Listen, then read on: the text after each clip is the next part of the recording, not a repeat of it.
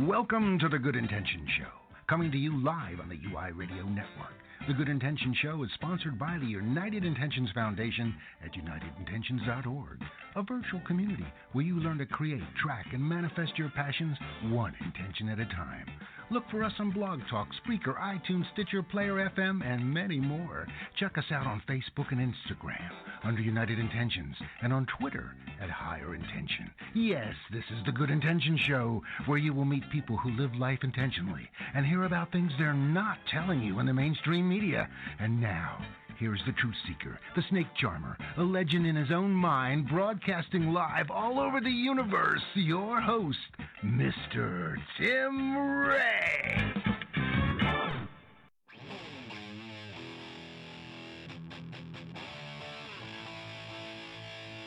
Welcome to the Good Intentions Show. I am Tim Ray, your host, and guess what? We have the Mr. and one and only Mr. Pooler here, and we are going to be talking about forgiveness with a very special guest, Mark. And I don't know how you found this woman, but she is an incredible soul, Madeleine Black, as she's going to be talking about her experience forgiving the unforgivable. She was gang raped and much more. And we're going to go into that story and what she's doing now to really change the world and change her life so she can change the world one person at a time and sharing her story, which is an incredible story. So stay tuned now, guys. Start sharing this immediately. Get it out there. If you know people who have been involved in some type of abuse, domestic, sexual, physical, whatever it may be, get this word out because this is information that can change lives. So, Mark, I'm really excited about that. And what you're doing. And I think this is something that is amazing to have this type of information to share. And you are amazing, Mark. So, of course, we have Mark Stephen Pooler here. And, Mark, tell me about what you've been up to real quick before we do bring our guest in, because I know you're just a mover and shaker out there from the UK. And, by the way, he's calling from the UK, and our guest is calling in zooming in from Scotland. So, my two favorite places. I'm a little Scottish and a little English, too. A little Irish in there, and then we got to go. So, Mark, what have you been up to? Well, I'm looking forward to a great show today on the Good Intentions Show, and I have just been really productive, Tim. It's coming up to Christmas. I've had such a phenomenal year, and December has just got even better and better. I'm working with some amazing clients, speaking at some incredible events, and I'm really excited about 2020 as well. And we've got some incredible guests lined up for the show over the coming weeks. Who do you have? Who do you have next week? We have Eleanor Cardone next weekend. Wow. So that's going to be an incredible show. It will all be about building an empire. Yeah. So everyone join us for Eleanor Cardone next week. Absolutely. All right, guys. Hello, WDJY listeners, 99.1 and also WTTA 101.2. Start dialing in and get the frequency right because we're going to hear all about forgiving the unforgivable today. I mean, it's just amazing. Forgiveness during the holidays is not easy to begin with. And it's something that I think, because some people have trauma around it. We did a show a little while ago on Awaken Atlanta on dark holidays. And by the way, this Tuesday, guys, make sure you reach out and get involved on our Tuesday show on Awaken Atlanta. We're going to be talking about holiday love. And we have a relationship expert. Shay will be here, and she's going to be sharing everything that she knows about relationships. And I think this is going to be an incredible experience on Awaken Atlanta on 6:30 a.m. to 9 Eastern Time on Tuesday. Also, we have, don't forget, we got, who is this? Who's coming up there? Is it Dr. Bullmatch? No, it's not. No, okay. On Monday, 11 a.m., I'm going to be interviewing executive coach and team consultant Alan Cohen. That will be a great show, too, to watch. I think you'll appreciate what we'll be discussing then. So without further ado, Mark, let's tell us a little about our guest, Madeleine Black. And she's a speaker, author, and story healer. So tell us a little about her, and then let's just bring her in. Okay, so I've got to know Madeleine Black over quite a period of time now through social media. She's getting a great reputation on the speaking circuit, sharing her incredible story. She's also delivered a great TEDx talk, and her story is very moving, coming from a place of love to help others. So, without further ado, let's welcome Madeleine Black to the Good Intentions Show. Welcome, Madeleine. Hi there, Mark. Thank you for having me on. Madeline. It's great to have you. Madeline, it's amazing. Just hearing your story, you were gang raped. At what age? At what when age? I was 13 years old. Well, describe. Do you mind, if you don't mind? I hate to go back in these stories, Sure. but I think our listeners really need to hear what the level of pain and suffering you've been through to really understand a little bit more of where you are in your journey today. So, if you don't mind, just taking us back at that moment, set it up and tell us what happened. Well, it really started with a night out, and I guess I did what any other teenager has done to their parents. Me and a girlfriend, we lied about where we were staying. So we had her mum's empty flat, and we bought some alcohol, and I had never drunk before. I was just 13, half the size I am now, and obviously it went straight to my head, and I threw up all over the place.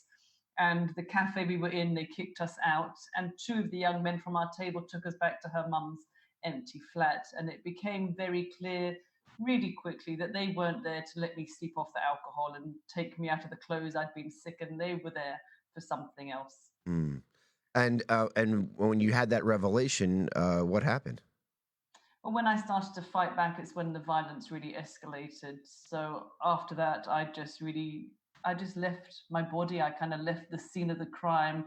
I was there and I wasn't really there. So I had floated out of my body, sitting on top of the wardrobe, really just watching what was taking place to me. So it was a bit kind of surreal. You know, it's amazing, that story, because I've spoken to many people who've had not as specific examples as yours, but women particularly, even men at times, who have been brutally raped, that there is a disassociation. They literally, it's almost like your spirit, your consciousness, let's say consciousness, leaves the body, and often they could even almost like in a near-death experience, Madeleine, where you're watching the event occur. Was it that open, or was it just you were somewhere else? It was very nearly fatal, and they made 3 attempts to really end my life. And I think if I hadn't left my body, then I wouldn't be here today. So I'm a psychotherapist now, so I understand that we have to get out of the way, because the trauma would have been too big for me and my mind to survive. So in one way, it really helped me in that moment, but then years later with the healing, it was very hard, because it always felt so surreal, because it happened almost in another dimension, because I wasn't fully present in my body. Right. Well, see, and like you said, it's almost like a mechanism, or a safety mechanism, or it's just our consciousness is. I just don't know. I just don't feel like our consciousness is here to experience that type of level of reality. And it's almost like, this is not part of me. This is not my spirit here. This is not a spiritual thing to experience here. Although when often I find and hear people have these traumatic experiences, yours is a gang rape of being sick and then having this experience, and then they tried to murder you multiple times. Yeah, they did. Yeah. All right. Well, I mean, see, to me, this is where people really grow exponentially. But however, can you tell me how they tried to murder you? When I was stabbed, one of them during the event, when I wouldn't stop screaming, had his hands around my neck, strangling me, banging my head off the ground. And the very last attempt was when the one which I called the worst one was going to throw me over the balcony. My friend's mum's flat was up on the 4th floor, and his friend stopped him, which was very weird, because I had to be really grateful to the one that wasn't as bad, because he stopped him, but he'd also done these revolting things to my body. But if he hadn't stopped his friend, I would have crashed down. Yeah, confusion. Very confusing events. I've been watching this series called The Handmaid's Tales. On Hulu. Okay.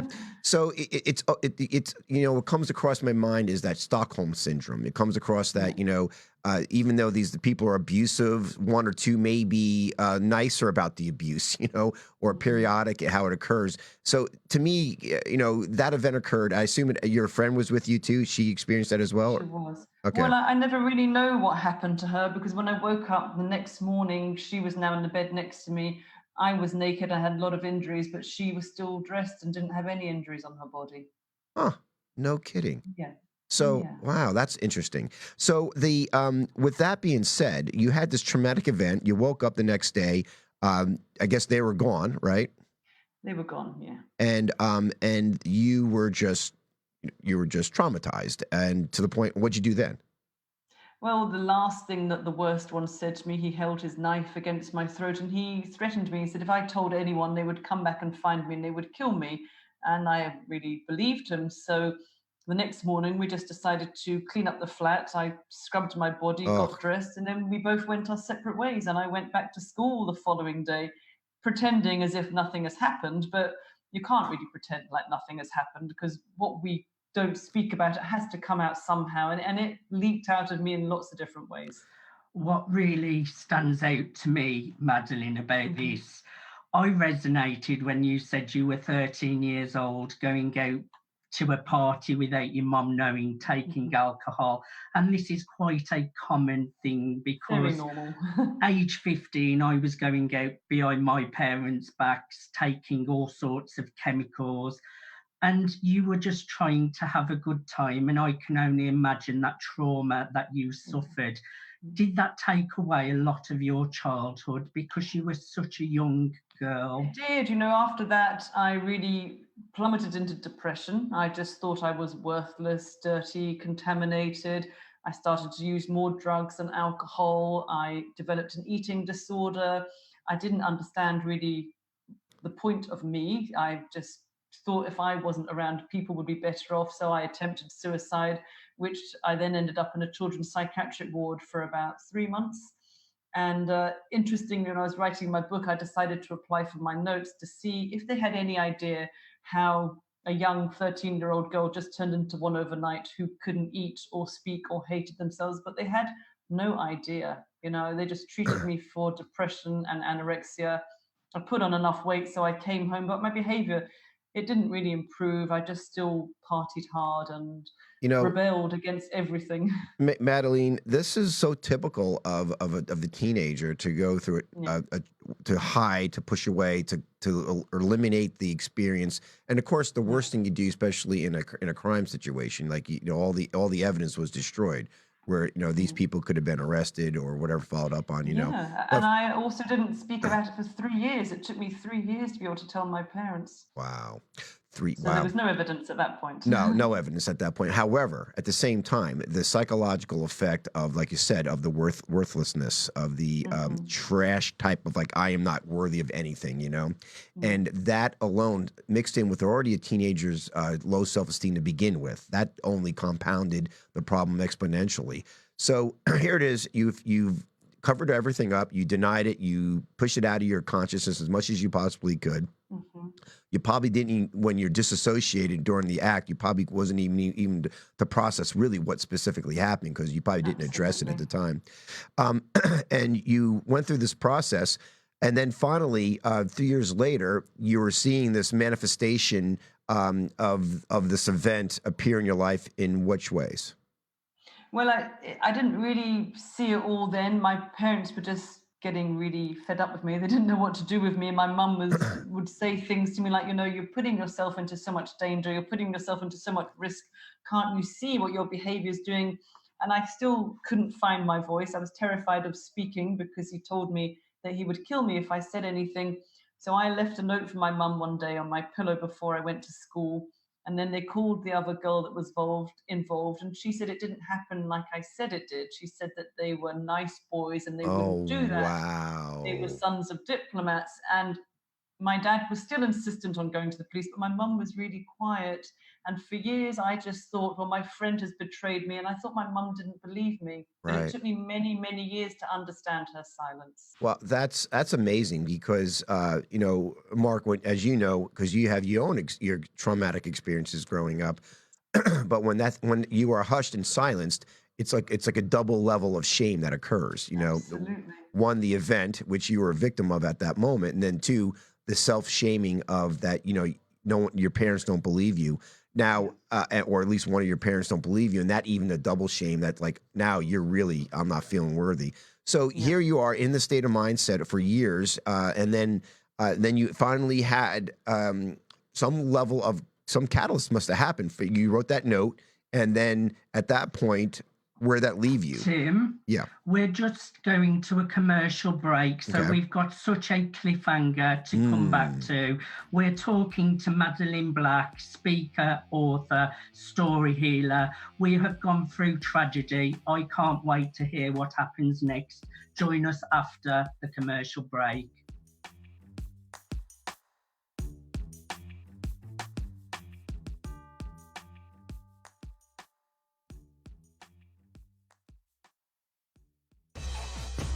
Download the UI Media Smart app at uimediaapp.com to watch and listen to all your favorite shows anytime from anywhere in the world. Shows that enrich, entertain, educate, and feeds the conscious cells throughout your body. We bring you never heard before topics in health, inspiration, music, psychics, numerology, current affairs, controversies, and much, much more. So what are you waiting for? Visit www.uimediaapp.com and start raising your frequency now. All right, we are back live on the Good Intentions Show, only on the UI Media Network. And we are talking to Madeleine Black, of course, my co-host, Mark Stephen Puller, and calling from the UK. And Madeleine's calling from Scotland, one of my favorite places I haven't visited yet. So maybe now I have a good reason to. So, Madeleine, we left off really on a cliffhanger that you left this note. One of your parents didn't believe you. You're betrayed by your best friend. You went through this brutal gang rape that's just unbelievable. And you're only 13 years old. You fell into drugs. You fell into denial. You fell into this state of being lost, really. And that just compounded it with at least with your mom not believing you and your friend betraying you. What happened next? Well, I thought my mum didn't believe me. It was many years later when she told me that as an 8-year-old girl, she had been raped by a neighbor. Ugh. So my father and her were married for 40 years. They had 5 kids together, but my dad never knew even before he died. And in that moment, now I get it. My mum's trauma was confronting her, so she couldn't say anything. But I misunderstood it. I know now she obviously does believe me. But so because my behavior was so bad and off the wall, I was minimizing it. But as I said before, it has to come out somehow. They decided it would be a good idea if I went away for a year. So I went to Israel for a year. And I lived on a kibbutz for 6 months, and I worked in a town called Ashkelon. And it was there 36 years ago that I met my husband, Stephen, a Glaswegian from Scotland. And, he was just the first man that I just could really trust. And I couldn't understand why he wanted to be with me. We had a month together in Israel. Then I came back to London. I was living in London then, and he was in Glasgow. And we would travel every 2 weeks up and down on the overnight bus. It was before cheap flights, no mobile phones, would write letters to each other.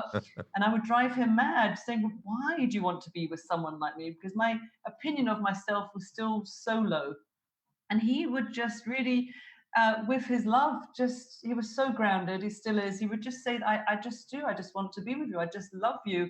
And so over time, with his love, I saw that I was lovable, that I could give love back in return. And slowly one day I could learn to like myself, maybe even love myself one day. And I do believe that love will always win over hate, always. Well, now that you have something to compare it to, because whatever reason we're here in this world, in this three-dimensional world, we're most of us learn through pain, and you definitely went through one of the more painful experiences that a human being could experience in this world. And often it slingshots you if you deal with it, you approach it, you process it, go through it, feel the pain. It slingshots you in such an advanced direction of self-love, of our connection to God, Goddess, all there is, source, whatever you want to call that. And we'll get it. I want to get to that on the next half of the hour on some areas of solution and forgiveness. But I do want to progressively bring us through your story of it wasn't like an overnight change. No way. This is not an overnight fix. It's been a process, a journey of many years of different types of therapy. Right. And many people are not willing to do that or not willing to go through that process. Some are. But as you learned to love yourself, your first initiation into that was this love of this man that you met in Israel. And he showed you what love was. Absolutely. Well, he showed me that I was lovable, which I didn't believe. And also, when I first met him, I told him I would never become a mum. So when he asked me to marry him, I said, "Do you remember what I told you? I'm not going to become a parent," because I thought giving birth was going to be like being raped again. I was terrified. Right. And then I remember the exact moment when I just completely changed my way of thinking. I do live in Scotland, as you know, so I love the sunshine. And we would take 4 weeks, 3 weeks every winter and go traveling. And we were in Thailand at the end of a trip and we were on a beach. And he turns to me, we'd been married a couple of years, and said, "How about starting a family?" And, I was all ready with my usual response of, "Why? I can't do that." But in that moment, something came in, and I thought, if I never become a mum, then they've won. I am still handing all my power over to these two men, and they've got no idea. Right. And I just thought, I don't want to do that anymore. I don't want my life to be ruled by one event. So I just became determined not to be identified by what had happened and to become a mum. And I have 3 gorgeous girls. So that was the start of my healing journey, deciding on becoming a motherhood. And I call it my best revenge, really.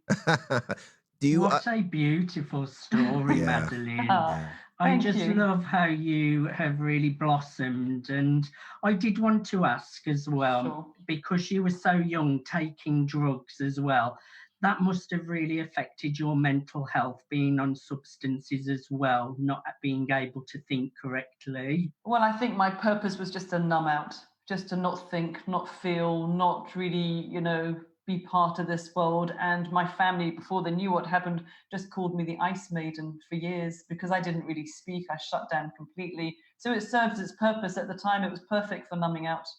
Right. And did they catch these people? Were they caught and No, sent? because I never reported it. And by the time I spoke about it 3 years later, the sons of diplomats, they would have left London and be back in the States. So did you know who they were? Did you run into them ever I again? knew who one of them was, yes. I knew who one of them lived next door to a friend. I didn't know the other guy, but my friend did know him. Right. And we'll get into the forgiveness and your relationship with him more so esoterically in a little bit. But but with here it is, here you are, like Mark was saying, you're on drugs, numbing out, whatever it may be, and if it wasn't drugs, it would have been something else. You were not wanting to deal with the experience that you've been through. Was there anything prior to that event? Like as I interviewed people like Teal Swan, she says there's an energy. There's an energy for these experiences, and she believes we create these experiences ourselves. I'm not saying you may believe that, but I'm just saying that she believes that we create these experiences for the experience of it, so we can have growth, whatever that may be. Is there anything prior to that you see that you may have wanted to create this type of situation? You looked at it from a deeper perspective at all? Yeah, that's an interesting perspective. My mum was very ill. She had a neck broken in an operation, so she was bedridden for a couple of years. And I think things at home were tough. And I was just looking for, a way out of the hard stuff that was going on at home. I'd never really invited that in. I didn't really want that to happen. It wasn't my intention when I went out. But it is weird because I would never now undo what happened to me, but I would never wish it on anyone either. Because it has grown me. It's taught me so much. And I have to be grateful to these 2 young men who raped me and nearly killed me because they have taught me to be so grateful for being alive. I love life. I love my life. I'm so grateful that I wasn't killed. And I don't know if I'd have that gratitude if my life wasn't really taken from me. Yeah, that's a tough. I get that. Yeah, that's a tough question and a great response. And I just love how you're saying that because often we look back and we look back as in our childhood. A lot of us focus on all the good things. Very seldom we focus on the points where we probably were disassociated to whatever abuse that we may experience, whether it's physical, sexual, or mental, or emotional. And however, when we do, when we finally look where we are today, and we see what made us who we are today. It was those quote unquote negative events. It was those traumatic events, was it not? It's a bit of a paradox for me, really, because that made me, and it's a shadow. It's been part of my life. And then on the paradox side, I'm not that. I'm not those events. I'm so much more than what they did to me. I'm not my body. I'm not the things that were done to me. So it's both, it goes from one place to the other all the time. Right. I don't think we are our events. We're not, but we're made up of many events. So it's a real paradox. It truly is. That's probably a great way of explaining that. So when you see and hear, I'm sure you do, because I'm sure people now reach out to you and they because you're so brave and courageous to share your story, they feel more comfortable sharing their story. Absolutely. And as they go through these events, and I'm sure very similar, especially for teenagers. Teenagers don't have the you don't have the brain power yet to really understand how to handle a situation. You just want to deny, cover up, move on because it's just all the factors, the Well, I shame think factors. any trauma is not really what age you are. Most people, the normal reaction is to numb out, is to True. push it far away from their mind. Right, right. No, I think it's amazing how that occurs. So as you see other children, other people, adults, whatever it may be, going through that experiences, do you suggest more pragmatic ways of how to handle it then and there, or you wait usually for the folks to kind of ready to be aware of it of themselves and go through the process? Yeah, Similar to yours? I get messages every day from people that have heard me speak, watched the TEDx, read my book. And to me, the one thing out of all the therapies that I've tried, the one thing that helped me was to find my voice. Because before I spoke about it, it was my shame that kept me quiet. And the shame really only hurts me and protects the perpetrators. Right. And really, I've got nothing to be ashamed about. This was a crime committed against my body. It was nothing that I invited in. It's not to do with drinking or what I was wearing, because babies are raped. Women in burqas are raped. It's not anything that we do. 100% of all rapes are caused by rapists. Right. End of. There's no other reason why. And so to find your voice, to be listened to, and to be believed, there's nothing more powerful than that. And when we can speak it, to me, I call it giving it oxygen, because before that, it took up too much space inside me, it occupied too much of me. And once I speak about it, I'm putting it out there, and it's helping me walk through my shame. The more I speak about it, I don't feel any shame anymore. I don't care who knows what happened to me, because like I said before, I'm not the things that were done to me. I'm not my body. And Mark, you could identify with the shame. I mean, not that you experienced that today, but you remember through your trauma how that shame just takes over. It's almost like it's not even an option not to do anything other than feel the shame. I was just resonating with everything Madeleine just said, exactly what she was saying about sharing her story, because even up until the age of 25, I never used to share my story of collapsing and dying from drug use because I was ashamed of it. As soon as I decided I want to share my message, it's like a big release, just letting it all out and knowing you're helping others as well. So Madeleine, everything you was just saying then, I was just resonating with every single word. Yes, and Madeleine, and we're going to talk about your book when we eventually get to another break here, Unbreakable, when we get back, and we'll talk about the solutions, and we'll talk about forgiveness, and we'll go in that direction. My last question for you, in reference to your experience, before we get into what you're doing now, what you have done to transform not only your life, but now you're transforming other people's lives who've gone through whatever type of trauma it may be, is if you had something to do over again, to avoid that circumstance, I'm sure you think about it 1,000 different times over what one thing I did. And most of the time we shame ourselves for saying, I did this. But what advice would you give other kids who are potentially in this very similar circumstances before they may move in that direction to have that type of trauma occur to them? Well, I don't want to get down that line, because then it almost sounds like victim blaming. It's almost to say like, well, if I didn't go out and if I didn't get drunk, then it wouldn't have happened. Right. That's putting the emphasis on the victim. Absolutely. The emphasis should always be on the perpetrator. So I would just say, if I could go back in time, I would find my voice quicker. I would speak about it earlier and get support quicker. That's fantastic. And what incredible advice too, because it's like you said, traumatic experience is going to happen to everybody at any given time, potentially in this lifetime. So it's not the experience, it's what we do when the experience happens. How do we handle it? Is that not really the big issue? I completely agree. It's never about what happens to us. It's what we do with what happened to us. That's what really matters.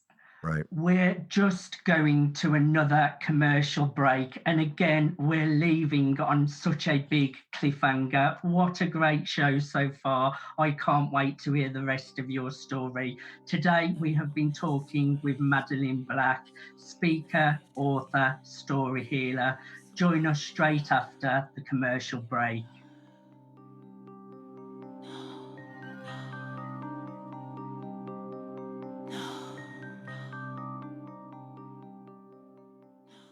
Hey folks, this is Timo, host of my show One World on the UI Media Network.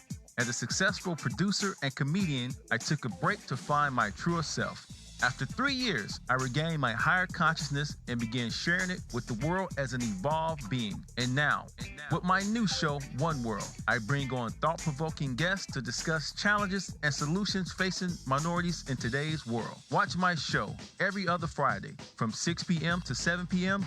Eastern Standard Time on uimediaapp.com, WDJY 99.1 FM, WTTA 101.2 FM, Facebook Live, Spreaker, and on almost all your favorite podcasting platforms as UI Media Network. Remember to visit my website also, cupidsarrowfoundation.com, for more enlightening information. I hope you're ready to elevate your mind and expand your consciousness with me, Timo, and One World.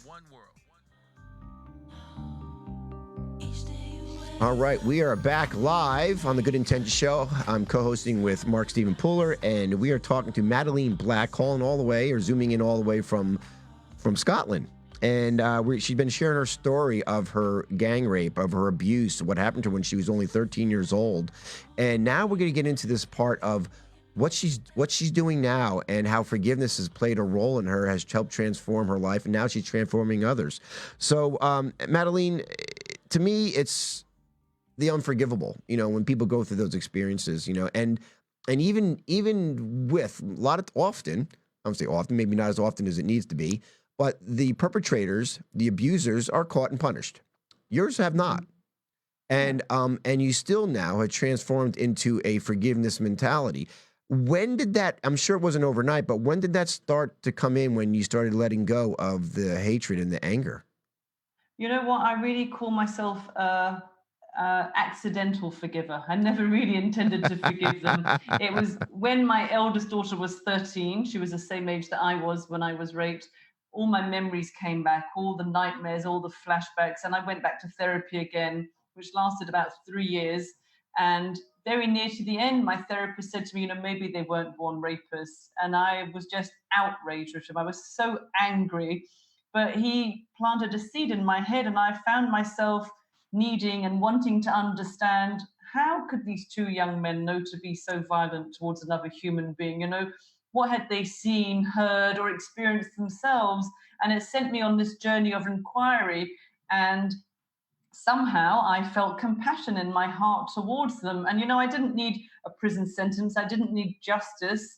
I could make that decision quietly inside my heart to choose to forgive them, because before I forgave them, I was full of anger, hate, and revenge.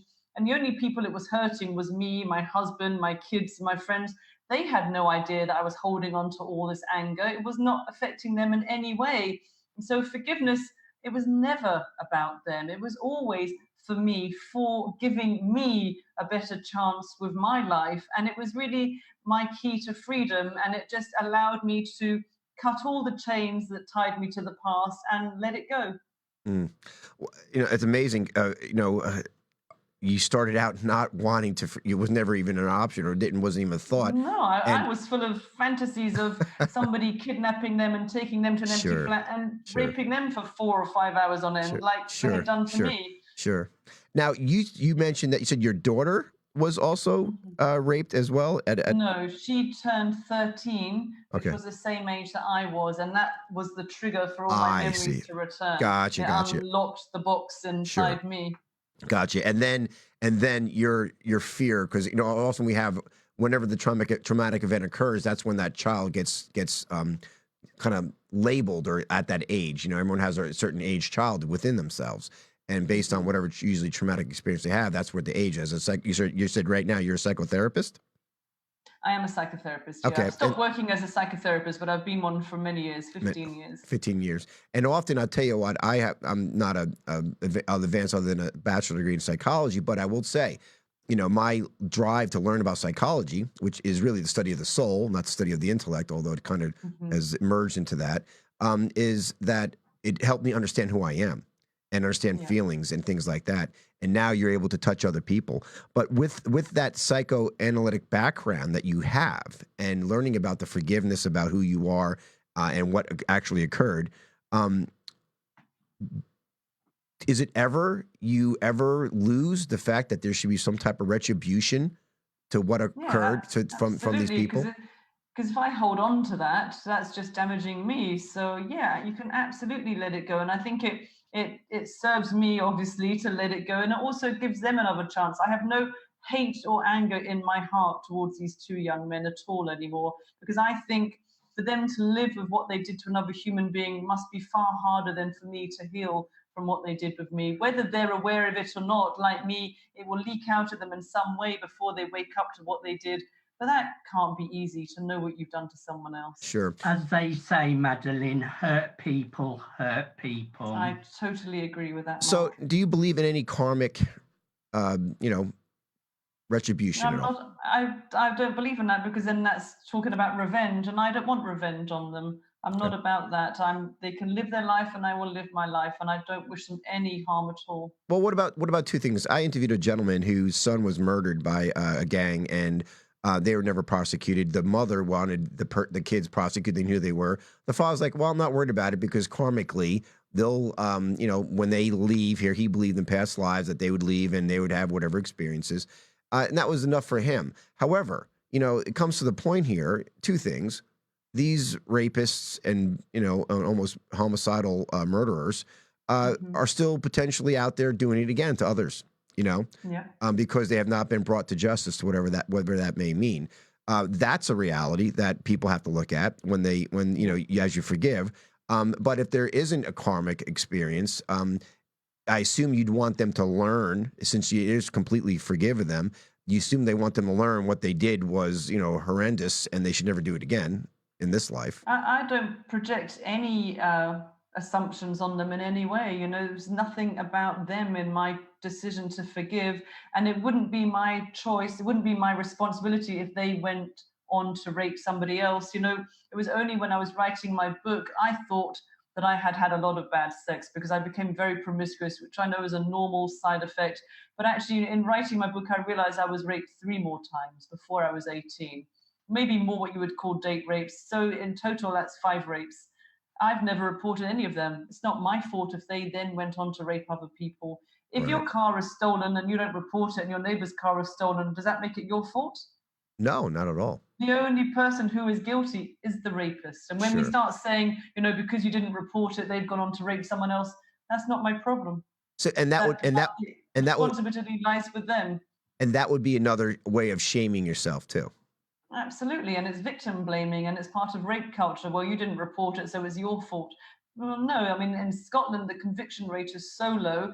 Most cases don't end up in a prosecution. Most women are re-traumatized when they go through the court process. It's understandable most people, men and women, don't report their rapes. That's a very extremely valid point, and because it's like superficially, Mark and Madeleine, you would think that would be the response. People say, well, why don't you come forward? Why don't you do something? Because now they potentially do somewhere else. Why is that your response? Why is that all that responsibility put on that person who was victimized? Why is now it's their responsibility to do that? But society has that perspective, and don't think that's not out there. I'm just glad that you're able to have processed that and forgiven yourself for that, or at least not let that come in, and looking at the realistic aspect, which is I think a complete travesty, is majority of these rape situations are never reported. And because of that, whatever reasons, things will perpetuate. But like you said, when people do have these experiences, they don't even realize, because often, as you know, as a psychotherapist, people become very promiscuous because they think that's what they need. Maybe tell us the psychology behind why, when women are raped, that they do become often promiscuous, or men, and why that occurs, that behavior. What's going on? What's the dynamics there as a psychotherapist? There's no right or wrong way to respond. Men and women that have been raped or abused will react in many, many different ways. I can only speak from my own personal point of view. Sure. And for me, I had no self-respect about my body. I thought, well, the worst thing had been done already. And I was scared that if I said no or fought back, it would get violent again. So I just let them do whatever they wanted. Right. Right.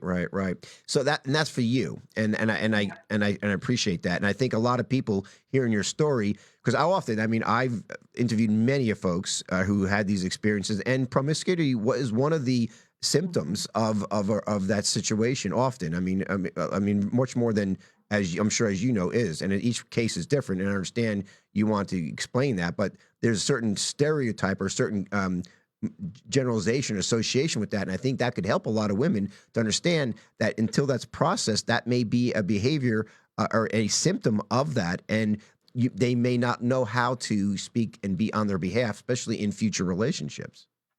It may or may not be, but it's to everybody has got their own unique path to healing, and it's for them to explore that. Right. Okay, well, fair enough. We'll leave it at that. So with that being said, your level of forgiveness to the gentleman, because most people say that's unforgivable, right? You have, and you didn't go through the process of trying to forgive, but it just kind of was allowed. It was allowed to occur, and where you have no negative charge whatsoever for them at this point in your life. I absolutely feels like there's no traces of trauma left in my body at all. Right. And that really was like the last piece of the jigsaw. When I was able to forgive it, to me, it's about understanding and it's about letting it go. Right. So how did you I guess when you wrote your book, Unbreakable, how did you articulate Unbroken, I'm sorry. Unbroken. Yeah, that's okay. How did you articulate that into your story? Which part? How did I articulate the forgiveness? The forgiveness, yes. Yeah, I wrote it in as well because I thought it was an important part. And I'm not saying to people that in order to heal, you have to forgive. Or, I'm not saying that you won't ever get past it if you don't forgive. This was my choice and this is how I chose to do it. But it's not for everybody. Right. There's many different ways to heal, but this was my truth. So I just wrote what happened to me and how I came past it. And I say that my book isn't a self-help book. I tried many different types of therapy, talking therapy, body therapies, alternative therapies, and just to give people, some ideas or a guideline and to show them the many layers that it takes, how many layers and how many years and months and money and the rest of it, just the cleaning up of the trauma is a long process. Have you got your book there, Madeleine, by any chance? I do indeed. Show everyone that's watching your amazing book. Unbroken. And people want to reach you, Madeleine. What's the best way to reach you? I'm on social media all over the place. I'm on Instagram, Twitter, which is MadBlack65. I have a Facebook page, a public page, LinkedIn. I have a website, madelineblack.co.uk. They can get my book on Amazon. I'm all over the place. That's great. Wonderful. So what advice do you give, and I'm not saying your patients. I mean, I'm saying you give people who may be on your book tour, who you're interacting with briefly. I know you probably have a certain steps you as you share your story, but I understand it's an individual experience. But is there any general tips or experiences you share with them when they come to you? I have an example of how it's never too late to find your voice. I've been very, very lucky. I've been interviewed by amazing people, radio and TV, and I was interviewed by a UK national icon called Sir Trevor McDonald. He's like a nation's sweetheart. He's a presenter. And after I had appeared on his show, the radio program was aired, my friend's mother basically ended 64 years of her silence. She had never told anybody about being raped. And I just always tell people it's never too late to find your voice, to be believed and heard and to be listened to. There's nothing more powerful than that. So if you can, find your voice and tell somebody what's happened. Right. So as you find your voice, you would say have the courage to do that. And maybe, like, I know Mark's probably take us into a break here in a minute, but as you find the courage to find your voice and the steps that are involved, maybe, Mark, when we get back, we could discuss that, because I think when we give our power over to someone else or over a circumstance or to an event, we forget that we have that power within to transform anything. And maybe you could share a little bit of some steps that people could do to find their voice and take their power back to make that transition to shame to empowerment. Guys, we're talking to Madeleine Black. And Mark, you want to take us out of here? Yes, join us after the commercial break. We will catch up with the conversation. What an incredible show so far. We're talking to Madeleine Black, speaker, author, story healer, and we want to hear all the success you're having now, Madeleine. Join us after the commercial break.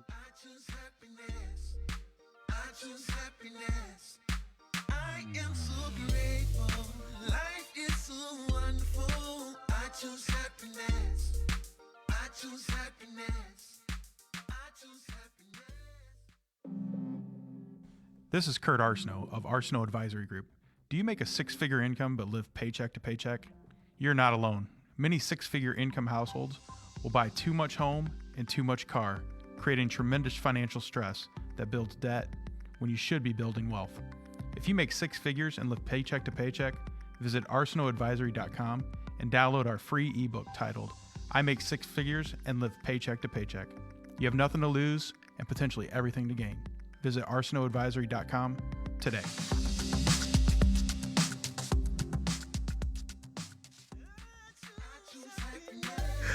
All right, we are back with Madeleine Black and, of course, Mark Stephen Puller. And we were just talking about the weather in Scotland. So it's, I see why she goes on her trips all the time into the Caribbean.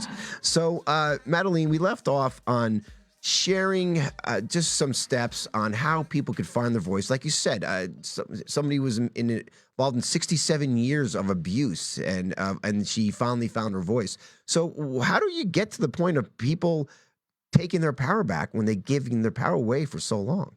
Yeah, it's really hard because it is the shame that keeps us quiet. And, I just thought if people knew what had happened to me, then they wouldn't want to know me, that they would look at me the same way that I used to look at myself, that I was worthless and contaminated and less than. But actually, by speaking out, we walk in our shame, we stand in our shame. So to do the thing that you can't think that you can't do by speaking the unspeakable, that's when we step into the shame. And every time I speak now, it just shatters the shame even more. Hear, hear.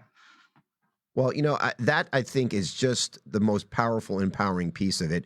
And so it's really just stepping up to the mic and just saying, hey, this happened to me, and not having any expectations other than releasing it.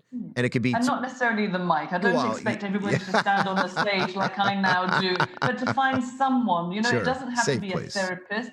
Find somebody that you trust, and really be careful who you choose to tell, because you have to find somebody that you trust. And if you can't find somebody you trust, then tell yourself your story, write your story down. Because when I look back now, the last time I had therapy lasted for 3 years when my eldest daughter became the same age. And it was my denying of the story that really kept me in the story. It wasn't actually the pictures and the nightmares that were causing me distress. It was my mind. So if I could go back and tell myself, stop the denying it, stop minimizing it, just admit it for what it was. I had to get to a place where I could just accept it and say, well, you know what, they didn't kill me. I am still alive, and this is not who I am. I'm more than that one night. The real essence of me, that could never be touched by what they did to me. Now, as a psychotherapist, is there anything in reference to spirituality that you have brought in to help with this healing process, or allowed or experienced? It depends what you mean by spirituality. I had a few strange experiences during that night, and that really played with my mind quite a lot. When my memories returned, I started to see that there was somebody else present, and I couldn't understand what was taking place. So at one particular point, they tried to set fire to my hair. They were trying to set me on fire. And next to me, I have been chained to the radiator. There was a young Tibetan monk. And every time they lit the lighter, he would just blow this lighter out. And I just thought, this is crazy. I am going mad now. How can that possibly happen? And the more I denied his existence and the more I denied what they did to me, my memories would come in faster and harder, and his presence would be shown to me more and more. He would just appear in my waking life. He'd be, every time I woke up from a nightmare, he was standing next to me, telling me I'm going to be okay. I know. I've got tingles. So eventually I had to tell my therapist what was happening, and I thought he's going to send me back to the psychiatric ward. He's going to think I am bonkers. But he said, yeah, that can happen. I said, but how can that happen? He just said that you were so close to being killed that you were taken to another dimension and you just saw your protector, which most of us have, but we don't get to see him. And once I realized, I have to accept all that they did to me, and he is part of that as well. And to be honest, I don't really understand it completely, but I know if I deny either part, then it just drives my mind crazy. So once I accept both parts, all that they did, and this monk somehow was present and somehow influenced them from not killing me, is much easier. It's much more peaceful. Incredible. This is amazing. If we could spend a little time on this, because I think this is something that often, this is Beyond the Veil talk, and we discuss that often, not only on this show, but on the network in general. But I think this is some critical information, because I think if more people were in contact with their protectors, as you call it, had that more of a dialogue, a relationship with that energy. Let's just, I don't know where you want to go past that. I think it could help us. Like, for example, at one point, he literally was blowing out the lighter. What you're experiencing in the three-dimensional world is the lighter's not working. It's just not working. And then eventually gave up on it. But in the real reality, in the broader reality, you had a protector blowing out the lighter. So do you ever look back like, okay, if you could blow out the lighter, why didn't you stop this in the first place? I mean, where is the level of protection coming from? And I don't expect you to have an answer, honestly, Madeleine, but I still struggle with it. Okay. I don't really know. Okay. But, when I left my body and I sat on top of the wardrobe, he's also sitting next to me, and I'm watching the scene down below, and he's also sitting next to me down below. He's covering up my nakedness with his robe, and he's just saying to me, "You're okay. You're going to be okay. You're not going to die." Every time I had a nightmare, I would see these two men's faces above my body. My husband generally was snoring next to me in the bed, but this monk was always by my side, reassuring me again. And yeah, I didn't die. I think if he hadn't influenced them in some way or been there, then I don't think I would be here. I bet you're so strong now. Yeah, So I have come from a place of strength now, yeah. So it's almost like he didn't, let's just stay with him for right now, because that's all the experience that you have. It's almost like he didn't want to take you away from your experience, but he wanted to help you through your experience. It almost seems like there was, if you're looking from that perspective, and I'm just kind of, spitballing back and forth with you. I don't know if you ever contemplated that, but that you were to go through this experience, but he wanted to make sure that it's not the end of the world. I mean, that was supposed to happen. And if that was the case, this brings a whole nother metaphysical perspective on why people experiences these experiences, or potentially could. Have you contemplated that? I'm not the only one that has walked through fire. That's really how I look at it. Right. And I think that I'm not superhuman. I think we are all so much stronger than we think we are. That we all have the ability to find our resilience, our courage, our heart, our strength to live a real, spontaneous, alive life and let go of what we can't change. And as I said before, it's never about what happens to us. It's always about what we do with it. That's what really, really matters at the end of the day. But apparently we have people in our court, people watching out for us beyond the veil. I really believe we do, yeah. I believe that too. Well, some people will label them, Madeleine, Mark, as angels. Some will label them as councils. People will label them as energies, entities beyond the veil, whatever it is. But people who have that, did you feel when you were with the monk, when you had that memory come back to you with the monk, do you feel a level of unconditional love? Absolutely, and I was aware that actually I had always known him. I'd always known him from the moment I stepped into this life, this body on the planet, that he was actually very familiar to me. Does that bring you to a level of believing or knowing or thinking about past lives or other lives? Oh, without a doubt, there's past lives. I really do believe that. And with him as well, it was, like I said, it was denying it was actually harming my mind even more. So when I accepted it, and it's still hard sometimes, I still struggle, like, what was all that about? But it's much easier when I accept it, and I just thank him. I'm grateful that he was there in that moment. Do you think on some maybe metaphysical level, he assisted you with forgiveness? Who knows? I never thought about that one before. I don't know. But I know near to the very end, when the worst one was deciding they left the flat and they were carrying my body, and he was going to dump me over the banisters. The one that's not as bad, he said, no, we can't kill her. We have to stop. And then when I go back to my memories, I see the monk speaking to the one that wasn't as bad. So I think in some way he influenced him in his decision to make his friend not kill me. This is a whole nother show. It is. Sorry, 5 minutes before the end. well, all that means, Madeleine, you had to have you come back here, and because problem. this brings in so many more questions that that we could always go into, and not that we'll have time to go in today. But for example, how we on every person is influenced potentially by people or entities or energies beyond the veil. Right now, as we speak, we can't see them with our five senses or to me, experience them. everything has energy. Even the table that you're sitting at, everything is vibrating. There's energy everywhere, and we're influenced by all of it, and we can influence it as well. Yes, Absolutely. I agree. Well, you're speaking my language. I know that much, both of you. So real quick here, tell us again the takeaway from your book. What's the takeaway? Unbroken. The takeaway really is that we can get past anything that happens to us in life. You know, I came from a family of survivors. My mum had her neck broken, as I told you, and my father was a Holocaust survivor. So he lost his parents, 5 brothers and sisters in Auschwitz. They were all murdered.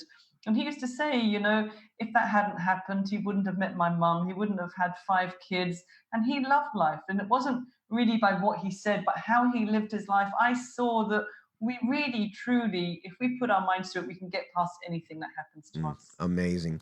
I love that. And you have any events coming up? People may want to, like give me a good excuse to come out to Scotland, I guess. Well, I have a few local events, but I'm also in February, I'm really excited. I'm going to go to Namibia in South of Africa to speak at the Global Speakers Summit. So I'll be speaking to 200 or 300 speakers from all over the globe. So that's a little bit nerve-wracking, but exciting as well. Absolutely. You know, and we could always have you come back. We could talk about sex trafficking and what's going on in the world right now, and how people need to really, your story is so critical for people finding their voice and taking those steps to be able to speak out the shame and breathe in the unconditional love for ourselves. It's just amazing what you've been able to go through. I think when we don't speak out, we hold ourselves back. So if we can find our voice, we can stand in our power.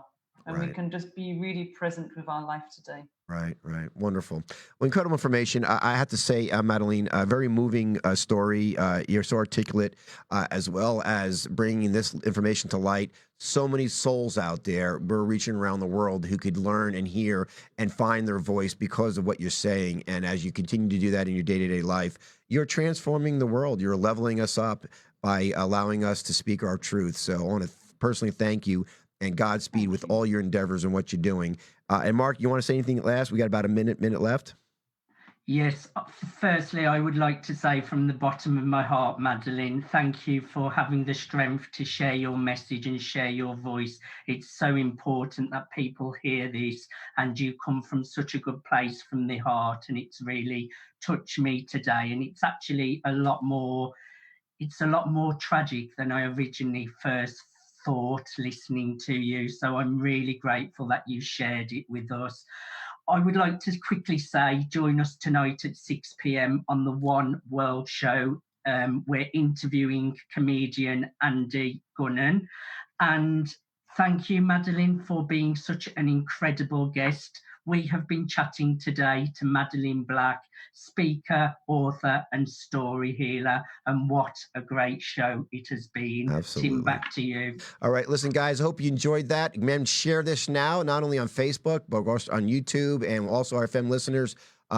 Tell people about it. Go to our app, uimediaapp.com, and get the information out there. So without further ado, guys, don't forget we have Awaken Atlanta on Tuesday as well. Holiday love. We'll be discussing that. We have a relationship expert will be here. And don't forget, of course, Tim O on tonight on One World at 6 p.m. You'll love him. He's fantastic. Check him out. Till then, enjoy life. Bye for now. And know that you always have people with you, no matter where they are. Bye-bye. You have been listening to the Good Intentions Show on the UI Radio Network. The Good Intentions Show is sponsored by the United Intentions Foundation at unitedintentions.org. Look for us on Blog Talk, Spreaker, iTunes, Stitcher, Player FM, and many more. Check us out on Facebook and Instagram under United Intentions, and on Twitter at Higher Intention. Be sure to log on to unitedintentions.org. a virtual community where you learn to create, track, and manifest your passions, one intention at a time. Have a wonderful day, and until next time, live life with intent. The United Intentions Foundation and its associates take no responsibility for the opinions and statements made by the talk show hosts or their guests.